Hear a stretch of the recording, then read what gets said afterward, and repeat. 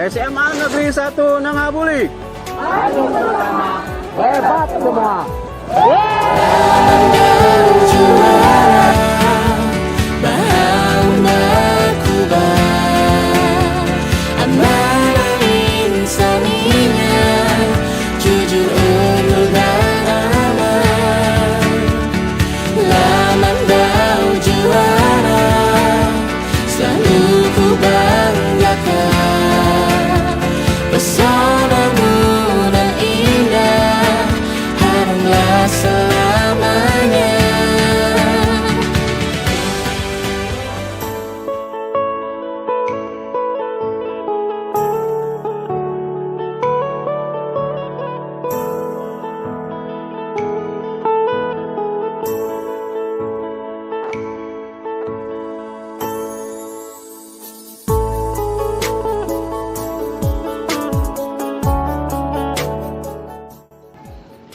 Perkenalkan, nama saya Andriani Purbaningtyas, mahasiswa PPG Angkatan 1 tahun 2022 LPTK UHAMKA. Nomor peserta PPG 2016 9977 9951. Saat ini tanggal 6 Oktober 2022 mengikuti uji kinerja di SMA Negeri 1 Nangabuli. Fisika itu asik!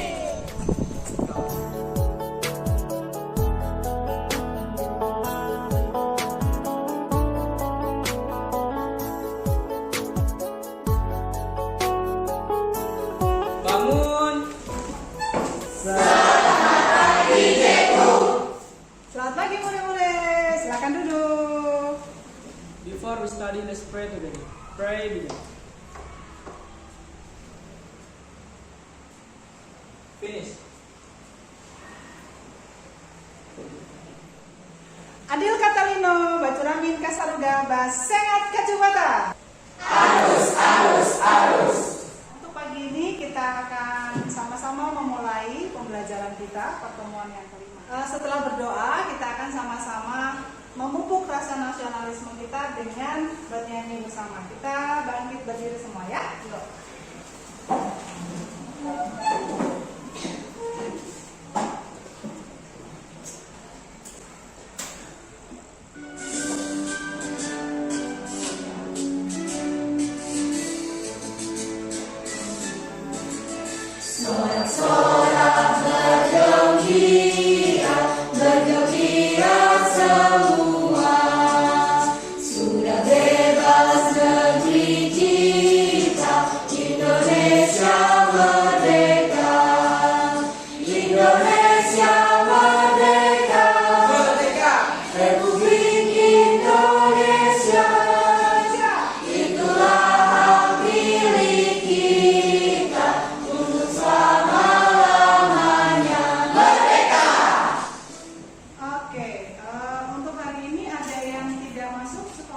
Untuk kalian yang ada di sekolah, silahkan klik link absensi untuk sebagai bukti bahwa kalian hadir, gitu ya. Oke, silakan klik di link WA yang sudah ibu kirim ya, di WA yang sudah ibu kirim.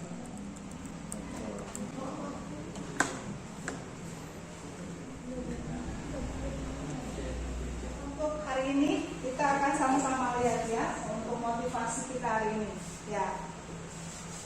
Work hard, dream big, dan kemudian stay positive.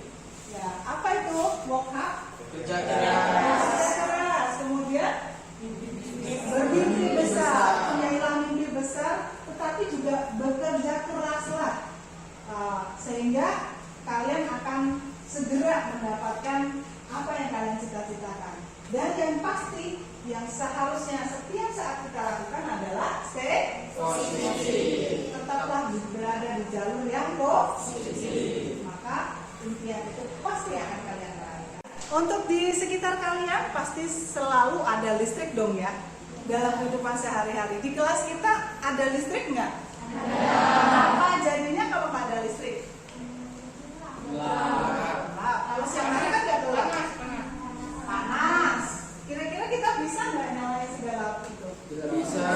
Nggak bisa. Jadi bagaimana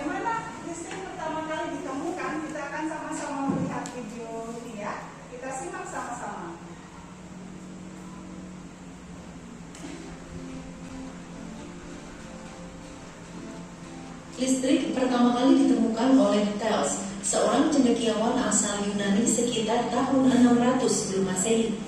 Ia pertama kali mengetahui listrik karena mengamati batu ember yang digosokkan ke kain wol akan menarik benda ringan di dekatnya. Kejadian tersebut adalah contoh listrik statis. Namun, pada saat itu dia belum mengetahui peristiwa apa itu dan kenapa bisa demikian. Inilah yang menjadi awal pemikiran penemuan listrik. Tahun 1700-an, penelitian fenomena batu ember ini dilanjutkan pada tahun 1733. Penelitian tersebut dilakukan oleh seorang ilmuwan asal Inggris bernama William Gilbert yang akhirnya berhasil menemukan listrik. Penelitian itu menemukan fenomena yang disebut elektrik yang diambil dari bahasa Yunani elektron yang berarti batu ember. Dari peristiwa itu, Gilbert meneliti lebih lanjut tentang listrik dan magnet. Orang ketiga yang meneliti listrik adalah Charles Duffy pada tahun 1739. Ia berasal dari Perancis. Hasil penelitian kali ini adalah bahwa listrik terdiri dari muatan negatif dan positif. Selanjutnya adalah alat yang mengubah energi gerak menjadi energi listrik. Sedangkan motor listrik adalah alat yang mengubah energi listrik menjadi energi gerak. Inilah sejarah penemuan listrik sebelum mampu menghasilkan tenaga yang lebih besar seperti saat ini. Ya, dari persepsi video yang kita tonton barusan, apa yang menarik perhatianmu? Saya, Bu, untung listrik ditemukan dan dikembangkan dari 600 sebelum Masehi ya, Bu.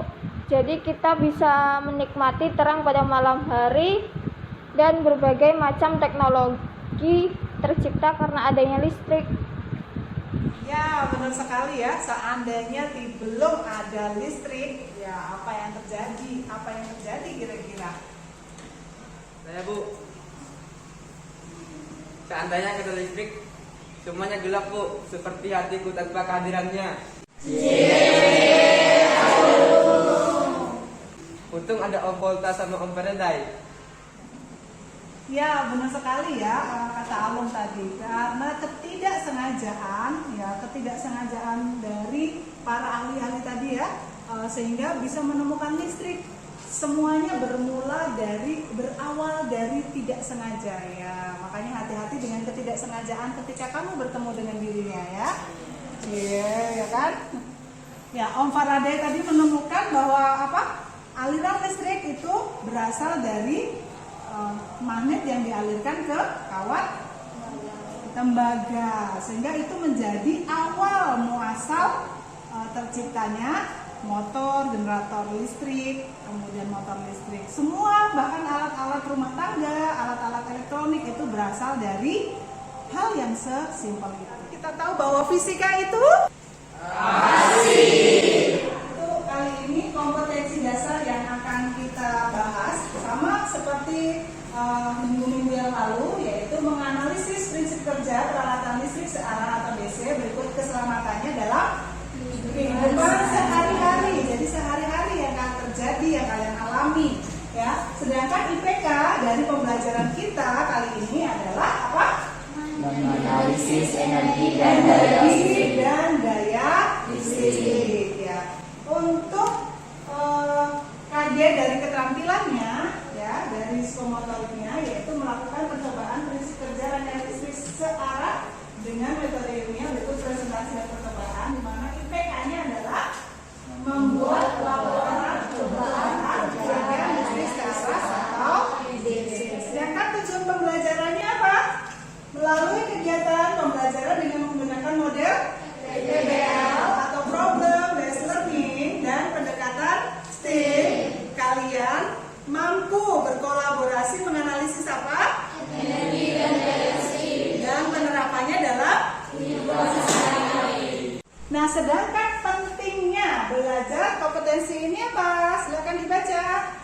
Dapat menganalisa energi dan daya listrik dan dapat menghitung pemakaian energi listrik dalam kehidupan sehari-hari dengan tepat.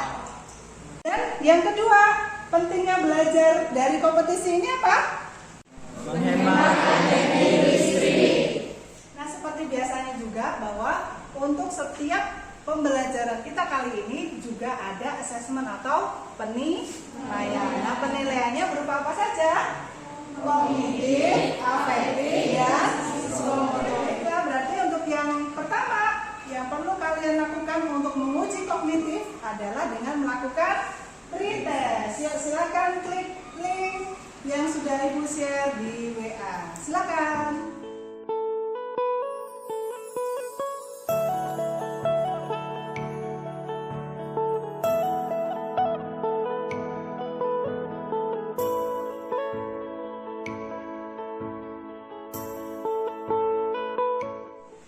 Ya, sudah selesai ya pretestnya.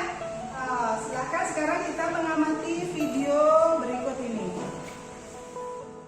Dari manakah sumber energi listrik untuk masyarakat negeri kita ini? Penentuan besarnya energi listrik untuk setiap negara bisa dilihat dari kapasitas pembangkit yang dinilai dengan satuan watt dan produksi energi listrik yang dinilai dengan satuan watt hour.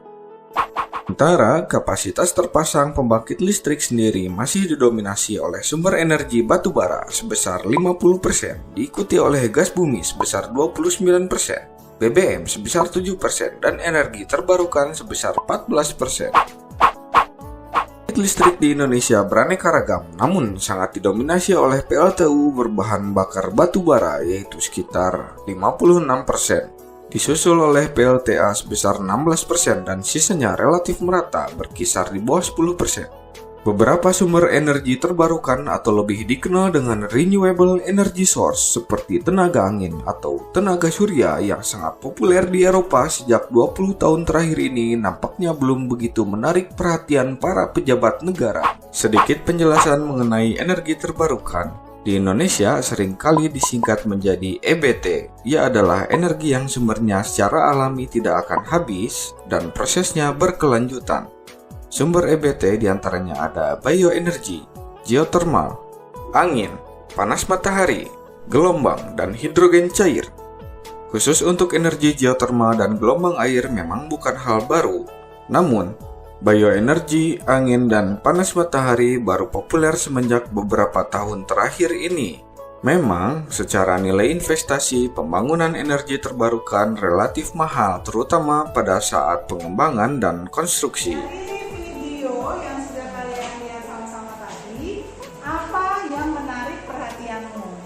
Saya, Bu, pasokan listrik belum merata dan sumber energi terbarukan belum banyak dipakai di Indonesia. Ya, tinggi sekali ya pengamatan Lilis. Tadi dikatakan renewable source ya, atau sumber energi terbarukan itu belum banyak digunakan. Kira-kira kenapa ya?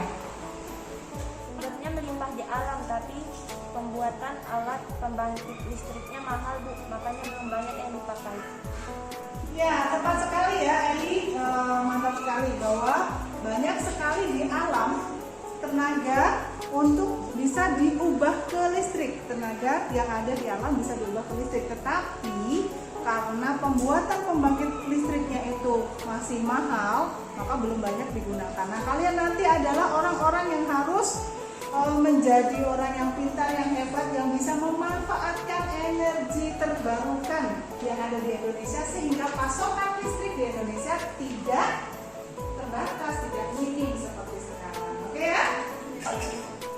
Minggu lalu kita sudah belajar juga tentang listrik ya. Masih ingat nggak pembelajaran minggu lalu? Tentang apa? Hukum itu mempelajari tentang apa? Bahwa tegangan itu sebanding dengan arus. Ya, selain hukum Ohm kita belajar tentang apa lagi kemarin? Oke, hukum Kirchhoff mau belajar tentang apa?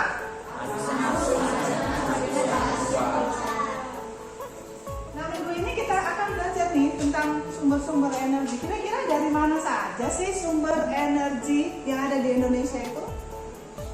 PLTU berbahan baku batu bara, PLTA dan sumber energi terbarukan. Namun yang paling banyak digunakan adalah yang berbahan baku batu bara. Sekali ya, ya, bahan baku utama yang biasa dipakai untuk pembangkit listrik itu adalah PLTU. Bahan bakunya adalah batu bara. Batu bara paling banyak ditemukan di mana? Banjarmasin, Kalimantan mana itu? Berarti di daerah kita ya, di daerah Kalimantan. Bu, kenapa kalau batu bara banyak di Kalimantan? Kalimantan sering mati listriknya, Bu? Pertanyaan yang menggelitik ya, Radit ya. Kira-kira kenapa Kalimantan itu sumber dari batu bara, tapi kok sering mati listrik? Ada yang tahu nggak jawabannya kenapa?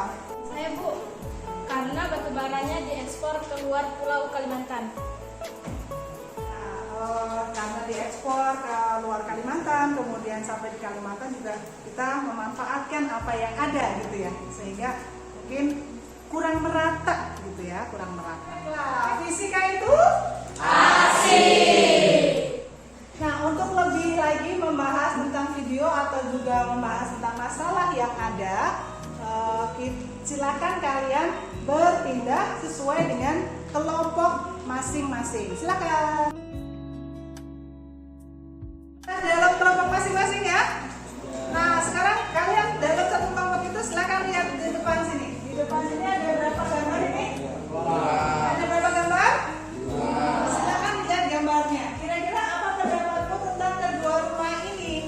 Bu, yang sebelah kiri alat elektroniknya banyak, terus banyak lampunya, pasti tenaga listriknya lebih besar. Nah, yang sebelah kanan minim alat elektronik, lampunya juga cuma satu, pasti daya listriknya lebih rendah. Terima kasih Presti dan Clara atas pendapatnya. Mungkin ada pendapat yang lain? Saya Bu, yang bagus nih pasti mahal bayar listriknya Bu, sedangkan yang nggak seberapa itu pasti bayar listriknya nggak mahal. Mana kamu tahu bahwa listrik yang banyak atau rumah yang bagus itu kemudian bayar listriknya mahal, sedangkan rumah yang sederhana bayar listriknya murah. Nah, untuk lebih paham lagi, untuk lebih tahu lagi, yuk kita sama-sama lihat video berikut ini. Ya, ini sih Bu, izin dari PLN mau baca data. Silakan Mas.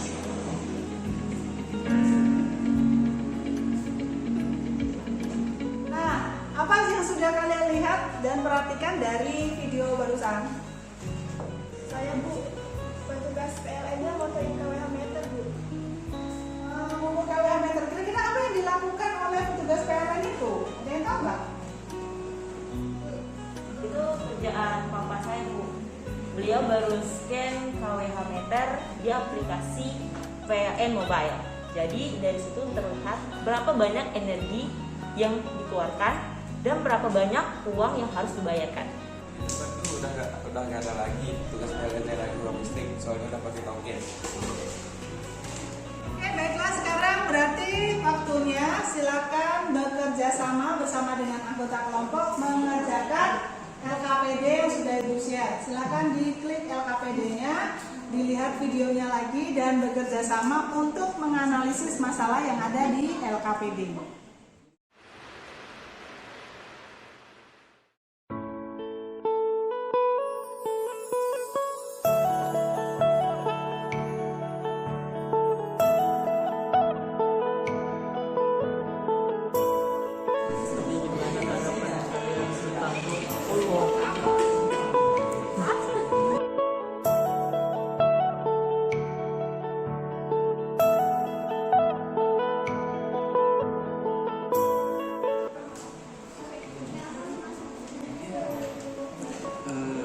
Apa yang kira-kira kita amati dari video tersebut yang akan kita analisis nanti? Kalau menurut aku sih itu kayaknya kita tuh mencari apa hubungan pendapat aku sendiri. Hal yang kita amati itu apa hubungan KWH meter dengan besar biaya yang bisa kita keluarin.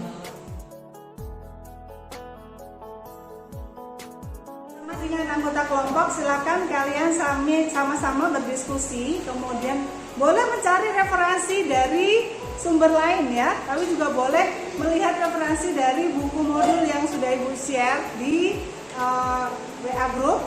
Kemudian jangan lupa untuk berdiskusi dan kemudian membuat presentasi. Pertanyaan atau dua pernyataan dari teman kalian, tadi Andara mengatakan bahwa papanya itu bukan PLN yang bisa biasa bikin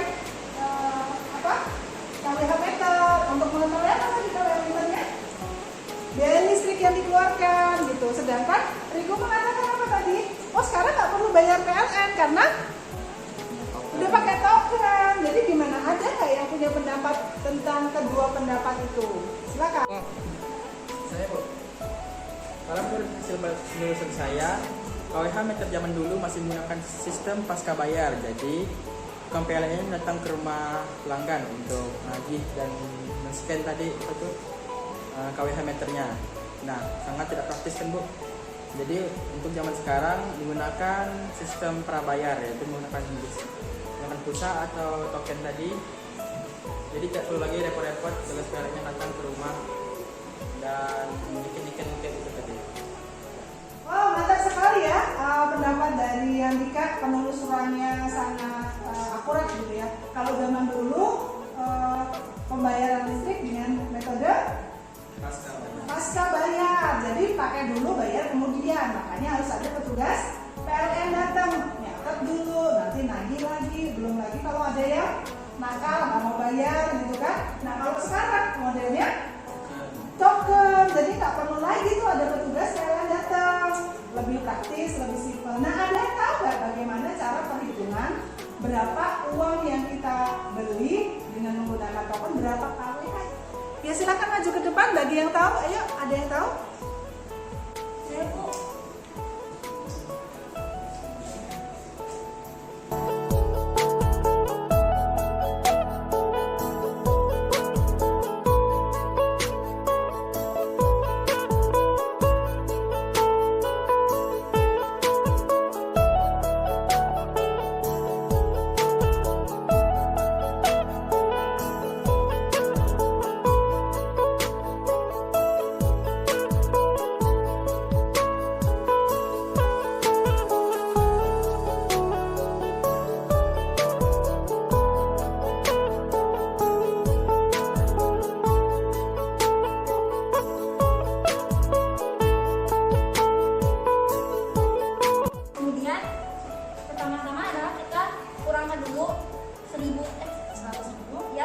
tadi dikurangkan 7%, hasilnya 93.000.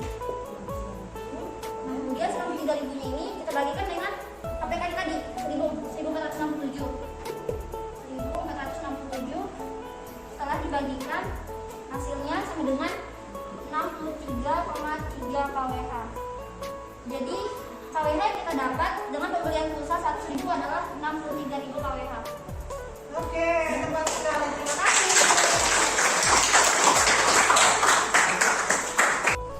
Oke, terima kasih untuk Tri yang sudah membahas tentang berapa sih KWH yang kita dapat ketika kita beli pulsa. Kan kita sekarang belinya token ya. Nah, dengan seperti itu kita juga bisa tahu, oh ketika kita beli pulsa di warung A dapat tokennya sekian, ketika beli di warung B dapat tokennya sekian. Nah jadi bisa bandingin nih, oh ternyata di toko A itu lebih murah, nah kita belinya di toko A gitu ya. Ada mungkin yang tokonya ternyata dapat KWH-nya nggak 63.000 tapi tidak 63 KWH tadi ya. Oh, berarti ada yang dipotong sama dia begitu. Jadi itu adalah pengetahuan untuk kita semua. Oke, ada sudah selesai untuk percobaan bannya? Baiklah, mantap.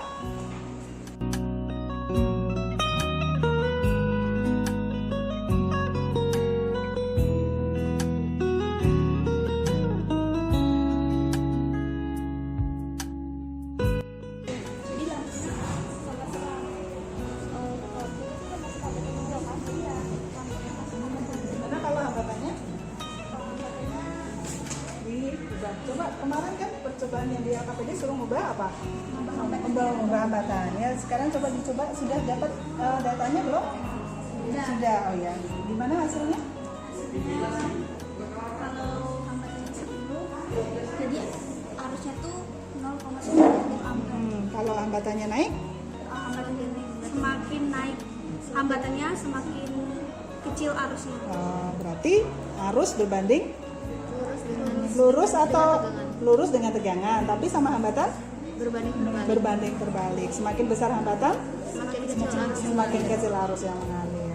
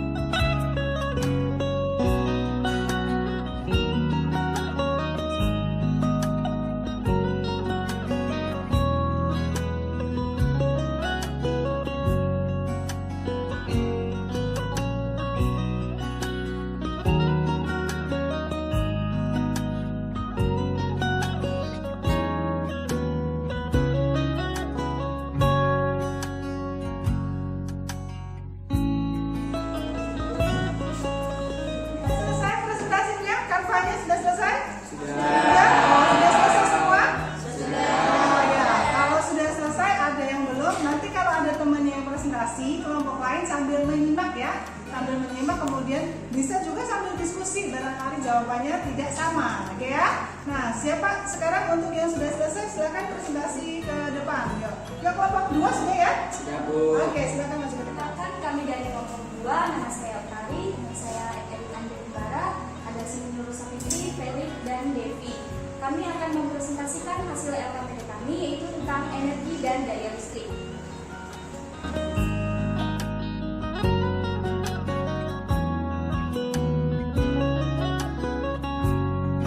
Semakin lama lampu dinyalakan, maka pengguna listriknya juga akan semakin besar. Presentasi selanjutnya akan dilanjutkan oleh teman kami Devi.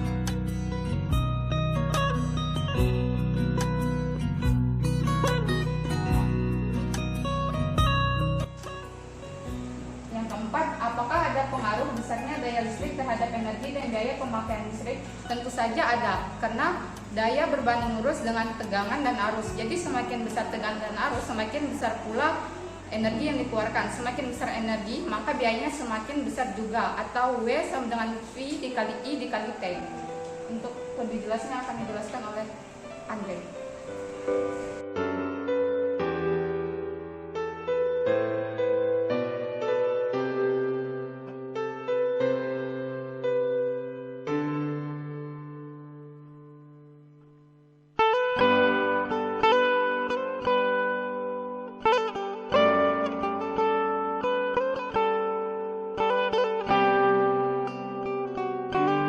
Jadi dapat kita ambil kesimpulan total tagihan yang harus dibayar Kolis adalah Rp200.100 per bulan. Oke, untuk kasus selanjutnya akan dijelaskan oleh Nurul.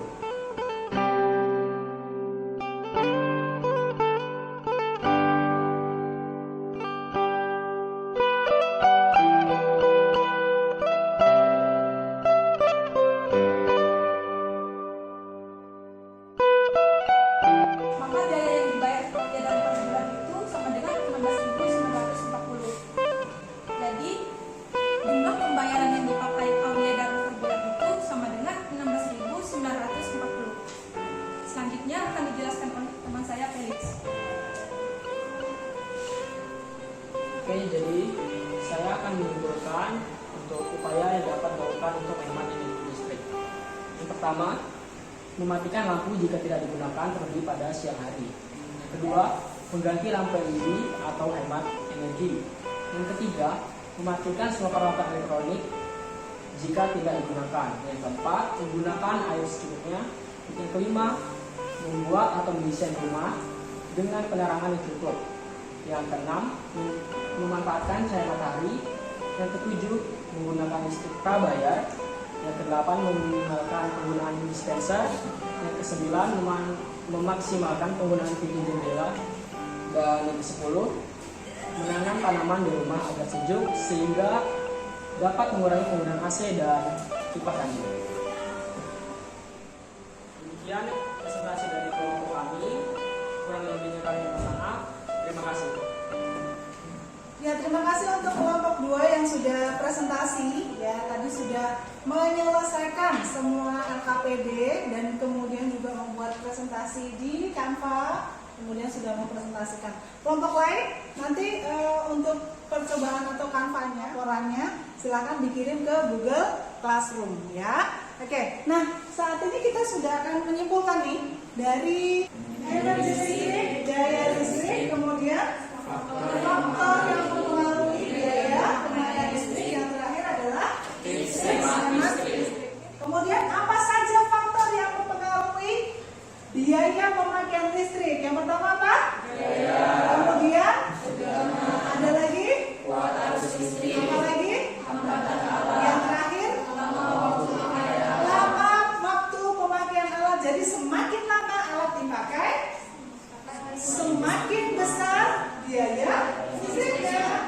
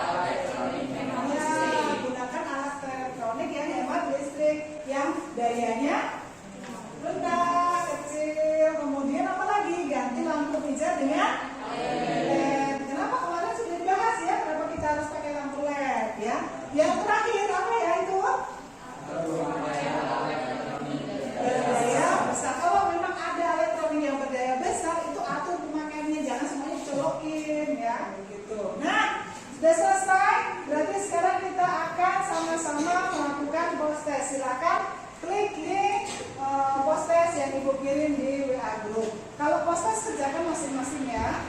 Silakan dikerjakan masing-masing.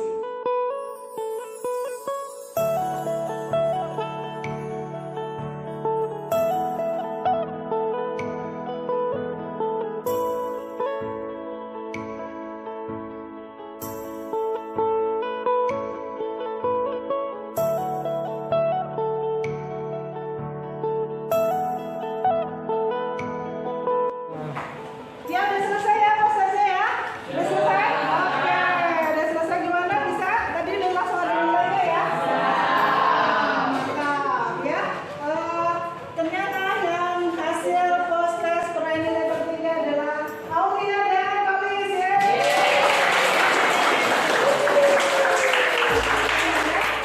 Ya, untuk yang sudah mendapat nilai dengan peringkat nilai yang bagus, silakan dikembangkan terus. Tapi yang masih belum, tetap belajar ya, tetap semangat. Tapi untuk hari ini tidak ada yang dibawa KKN ya, tepuk tangan untuk tetap semangat, tetap kompak, punya ilah kerja keras yang tinggi, kemudian cita-cita yang besar, tetapi juga tetap selalu positif ya, agar kalian bisa meraih sukses. Oke? Nah, bagaimana dengan pembelajaran hari ini? Apa yang kalian peroleh? Kira-kira apa pendapat kalian dengan pembelajaran hari ini? Asik Bu, seru dan sangat menyenangkan. Ya baiklah, nilainya sudah keluar ya, tadi sudah ada post-testnya, pre-testnya juga sudah, pembelajarannya juga kalian sudah mengikuti dengan sangat baik. Sampai jumpa di pembelajaran selanjutnya. Jangan lupa tetap semangat. Fisika itu asik. Ya baiklah, pembelajaran selesai, kita akan tutup pembelajaran dengan doa. Ketua kelas silakan pimpin doa. Before we go home, let's pray together. Pray with me.